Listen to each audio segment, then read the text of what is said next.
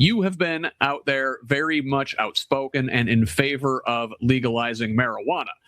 Now, how far would you go? What else should we legalize? I think just this week, the Trump administration was at least putting some funding into exploring psilocybin research and ibogaine, which is I don't know much about, but it's another psychedelic. If you look at the Portugal model in Europe, which was largely pretty successful, they legalized, or not legalized, they decriminalized possessing anything and treated it as a public health issue. So I'm going to imagine you're somewhere in between these things.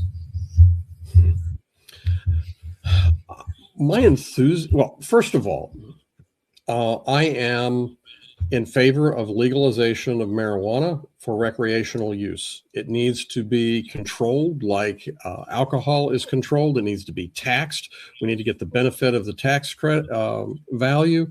We need to make sure that people aren't driving under the influence and impaired. We need to make sure that there's treatment, and marijuana has lower addiction, but there are some addiction issues that need to be addressed.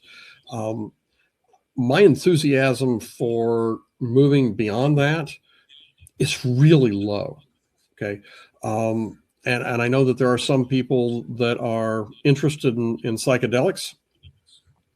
I think that there may be value in medical research for really controlled, honest to God, medical need in a really restricted way.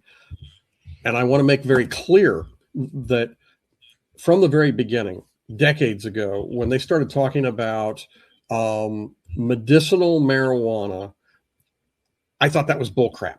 It was an excuse to try to get it in. It was, and there are people that benefited from it, and I get that. But in the big picture, the medicinal was a stepping stone to making it legalized, right? Foot in the door, yeah. It's a foot in the door, or as some people would say, the nose, the camel's nose under the tent flap, right?